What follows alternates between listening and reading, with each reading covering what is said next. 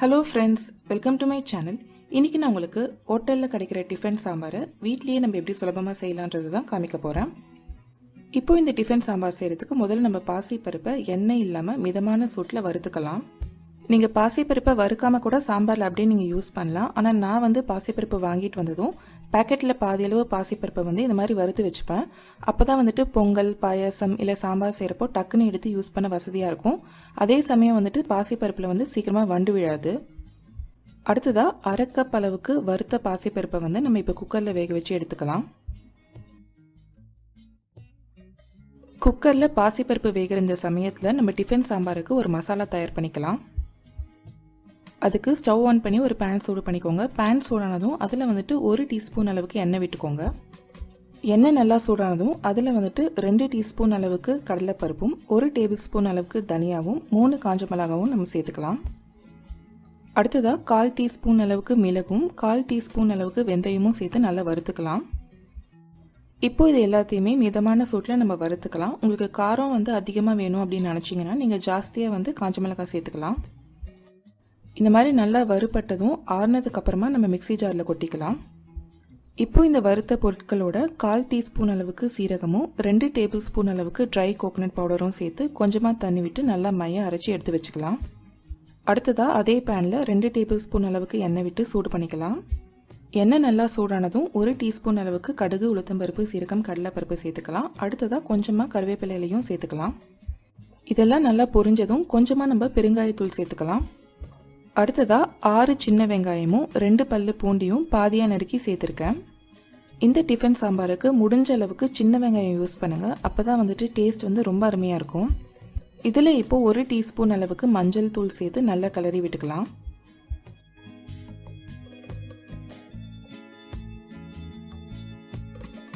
வெங்காயம் ஓரளவுக்கு வறுப்பட்டதும் நம்ம நறுக்கி வச்சுருக்கிற காய்கறிகளை சேர்த்துக்கலாம். நான் இங்கே கிட்டத்தட்ட 1.5 கப் அளவுக்கு காய்கறிகளை சேர்த்துருக்கேன். நான் இங்கே கேரட், பீன்ஸ், பச்சை பட்டாணி, உருளைக்கிழங்கு இந்த காய்கறிகள்லாம் சேர்த்துருக்கேன். காய்கறிகளை சேர்த்து ஒரு தடவை நல்லா கிளறி விட்டுக்கலாம். இப்போ இதில் கொஞ்சமாக உப்பு சேர்த்து மிக்ஸ் பண்ணிக்கலாம். காய்கறிகள் ஓரளவுக்கு வறுப்பட்டதும் இந்த ஸ்டேஜில் அரை தக்காளியை பொடியை நறுக்கி சேர்த்துக்கலாம்.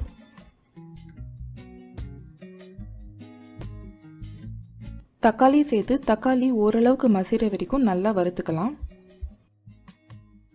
தக்காளி ஓரளவுக்கு வெந்ததும் இதில் நம்ம இப்போ கொஞ்சமாக தண்ணி சேர்த்துக்கலாம். தண்ணி சேர்த்து இந்த மாதிரி கொதி வர ஆரம்பித்ததும் நம்ம மூடி போட்டு காய்கறிகளை வேக வச்சுக்கலாம்.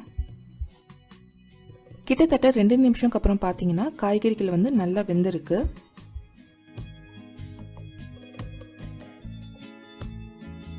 இதில் இப்போது சின்ன நெல்லிக்காய் சைஸ் அளவுக்கு புளியை தண்ணியில் நல்லா கரைச்சி சேர்த்துக்கலாம். புளி தண்ணி சேர்த்து ஒரு தடவை நல்லா கிளறி விட்டுட்டு 1/4 டம்ளர் அளவுக்கு தண்ணி சேர்த்து நல்லா கொதிக்க வைக்கலாம்.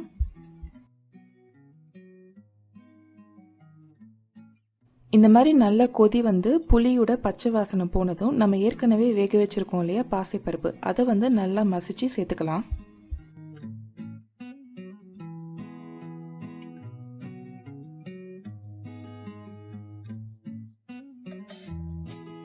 இப்போ இது எல்லாத்தையுமே ஒரு தடவை நல்லா கிளறி விட்டுக்கலாம். உப்பை செக் பண்ணிக்கோங்க. தேவைப்பட்டதுன்னா உப்பு சேர்த்துக்கோங்க.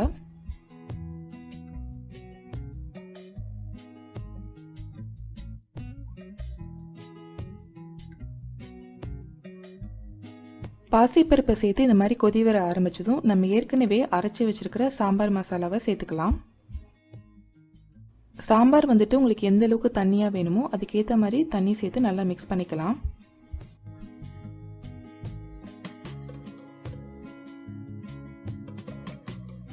நம்ம அரைச்சி வச்சிருக்கிற மசாலா சேர்த்து 2 நிமிஷம் நல்லா கொதிக்க விடலாம். 2 நிமிஷம் நல்லா கொதிச்சதும் நம்ம ஸ்டவ் ஆஃப் பண்ணிவிட்டு கடைசியாக கொஞ்சமாக கொத்தமல்லி தழையும் 1 டீஸ்பூன் அளவுக்கு நெய்யும் சேர்த்து ஒரு தடவை நல்லா மிக்ஸ் பண்ணிட்டோம் அப்படின்னா நம்மளோட அருமையான சுவையான ஹோட்டல் ஸ்டைல் டிஃபன் சாம்பார் தயாராகிடும். இந்த டிஃபன் சாம்பாரை நீங்கள் இட்லி, தோசை, ஊத்தாப்பம், வெண்பொங்கல் இதுக்கெல்லாம் சைடிஷாக வச்சு சாப்பிட்டிங்கன்னா ரொம்ப அருமையாக இருக்கும். இந்த ரெசிபியை நீங்கள் கண்டிப்பாக ட்ரை பண்ணி பாருங்கள். இந்த வீடியோ உங்களுக்கு பிடிச்சிருந்ததுன்னா இந்த வீடியோவை லைக் பண்ணுங்கள், ஃப்ரெண்ட்ஸ் அண்ட் ஃபேமிலி மெம்பர்ஸ்க்கு ஷேர் பண்ணுங்கள், அண்ட் மறக்காமல் என்னோட சேனலுக்கு சப்ஸ்கிரைப் பண்ணுங்கள். தேங்க்ஸ் ஃபார் வாட்சிங்.